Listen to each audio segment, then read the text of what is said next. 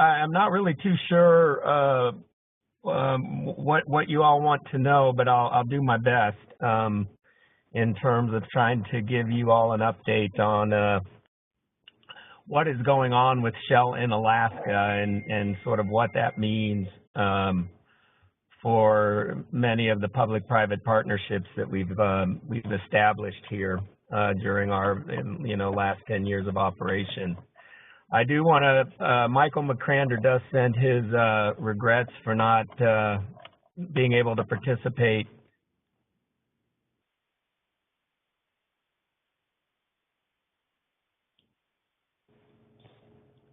about similar things. So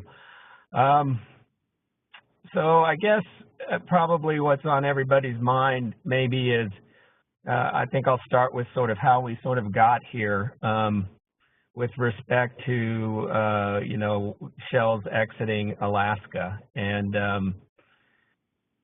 I guess the place to start is with what we were, trying to accomplish this past drilling season. And, what we were, the goal of the exploration program, that we have been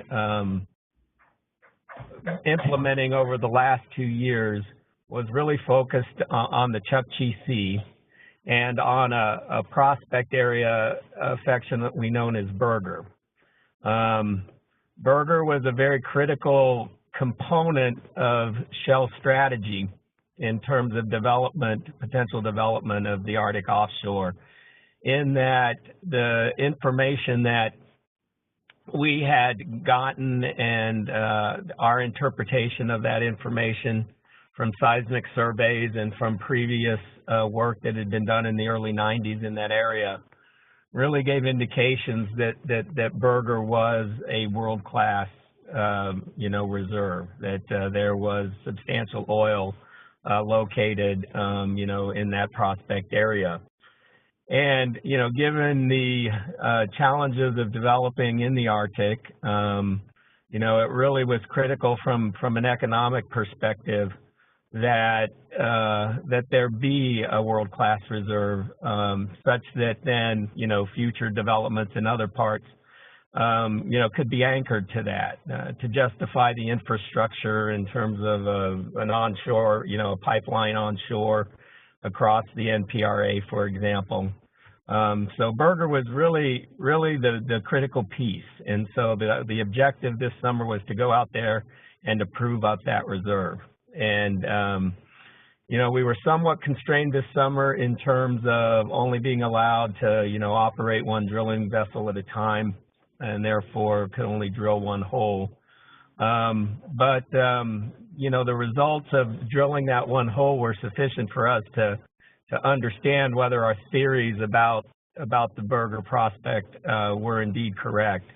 And unfortunately, they weren't. What we discovered was that there is not as the oil and gas, or the oil in volumes that we would have considered necessary, to make the program viable economically.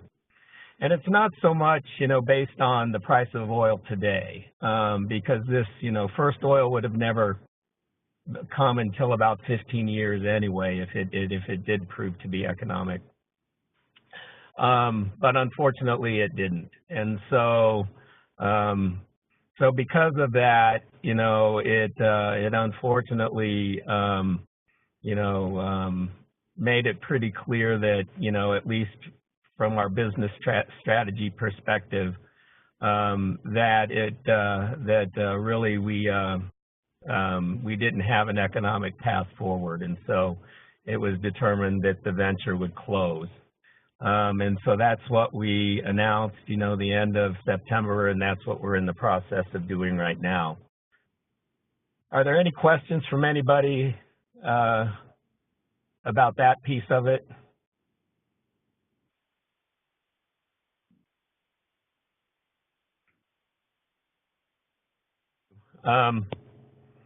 So now what is happening is that we are in the process of closing down the business unit that is the Alaska venture. And what that means is that, obviously the first piece of that is to assure that all of the work for 2015 for this drilling season is completed, that all of our assets are safely, back in their home ports, and that all the people associated with that work, are also, arrive safely as well. And so that piece has been completed. We're currently out of the Chukchi Sea. Most of the assets are on their way to their final overwintering locations, either in the Pacific Northwest or in Europe or, the Gulf of Mexico, among other places. The offices, the Shell Alaska offices, will close. The date that we expect, the official close date will be sometime in March of 2016. So everybody that is associated with working with the Alaska venture are now looking for new jobs, either within Shell or, with other companies. Unfortunately, this comes on the heels of a very tough time in the oil patch, in that, there have been over 200,000 jobs lost in North America in the oil and gas industry over the past year, including over 7,500 jobs at Shell. So this will be it will be difficult for Shell to absorb, all of its people from this venture. And so unfortunately, there will be people that will lose their jobs as a result of this, not to mention all of the contractors that support the venture. So the Alaska business unit goes away. So and so any relationships that anybody has had with the Shell Alaska venture in terms of a public-private partnership will terminate. Now, we did learn on Monday that we still want to maintain some Arctic capability within our company. We still have hopes that the sanctions in Russia will be lifted at some point in the future. We have prospects in Greenland as well, and potentially in the blue water Arctic of the Barents Sea. And so there will continue to be, an Arctic business embedded somewhere within some of the other businesses of Shell. And as such, we still see from a science perspective, the part of the business that Michael and I are involved in, that, we will still want to be part of, influencing what science gets done in the Arctic, participating now to a much lesser level with respect to science that gets done in the Arctic. But it will be done through a different business line in Shell. And it's just going to take a few months to understand, where that's going to be and how that organization will set up and function. So that's kind of where we are. And there's still a lot of uncertainty. There's a lot of be involved, where we'll ultimately end up. And we just have to, give it a little bit of time to sort of work out. There's other restructuring activities that are going on, inside our company, independent of Alaska. So that is something that has to play out as well. So that's about all I have. Are there any specific questions anybody would like to have answered? Thank you, Luis. Thank you for your time and for committing to this meeting. Are there any questions for Luis? Guillermo, this is Brendan. Sure. Luis, it's good to hear you. Yeah. A couple of things. It's very good to hear that there's still some interest on Shell's part in being involved in science going outside Arctic. As you and I know well, you guys have been very important contributor to the effort for some time. My question is, I'm guessing unanswerable, but do you imagine what the circumstance would have to be for Shell to, in fact, come back to Alaska in some future date? It's a good question, and I really don't have a good answer. I think, you know, I think that you know, I think our official kind of reasoning that we gave, you know, was, you know, what I just described about the Burger prospect. Obviously, the capital constrained environment that we're working in today, to some extent, and then also the other one that was mentioned was, you know, regulatory uncertainty. And I think we would have to see, you know, movement in sort of both those areas in terms of, you know, the demand. Obviously, the market has to just greatly improve.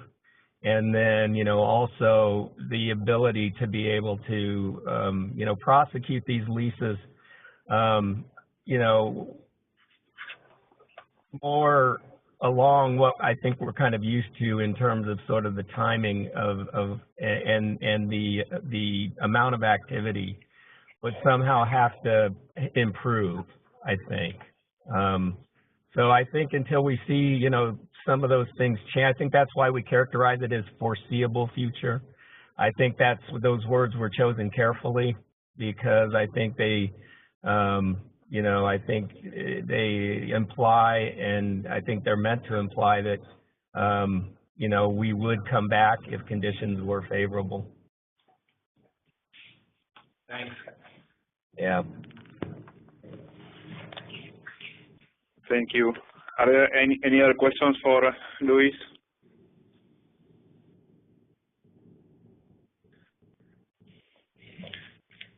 So this is Danielle. I just wanted to thank Luis again for making the time to speak with us today, and also recognize Shell's huge contributions to scientific research in the Chukchi and Beaufort Seas in recent years. You've really done a lot to contribute there, and I also wanted to you know have a forum for conversation among the other folks on the phone as well about logistically what some of this may mean for other programs. For example, I know that when Shell has operated in the Chukchi and Beaufort Seas in the past, you've had vessels, chartered vessels in the theater, and the rest of us have really benefited greatly from having the ability to share the costs associated with transit for some of those vessels, like the Norseman II, that have been up there in recent years. And so it's been much more economical for funding agencies to charter vessels like that just for a few days to deploy and recover moorings, for example. And those opportunities are likely to disappear to some extent for the foreseeable future. And so I think that it's really incumbent on the rest of us to use this collaboration team to communicate and work together to look for other strategies for things like sharing costs associated with vessel transit if we're going to try to continue to do research up there. Yeah, Danielle, thank you for that. We do appreciate those kind words. One thing I do want to, I should mention is that, you know, we are working, you know, with organizations like AUS to assure that all of the data that, you know, we've collected over the last 10 years, you know, relevant to the Beaufort and the Chukchi Sea ecosystems, that data is, you know, available and will be made available, readily available, you know, for future use by researchers in the Arctic.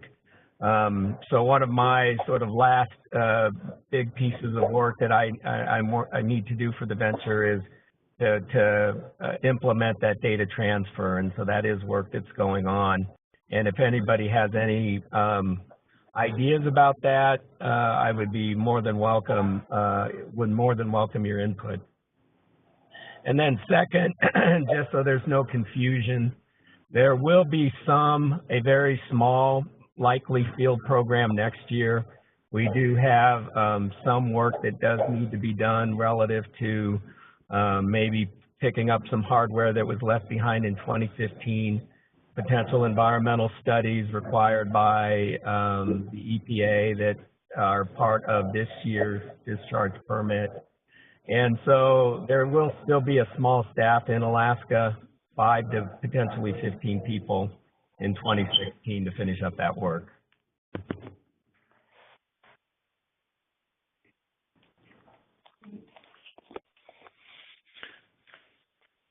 Thank you.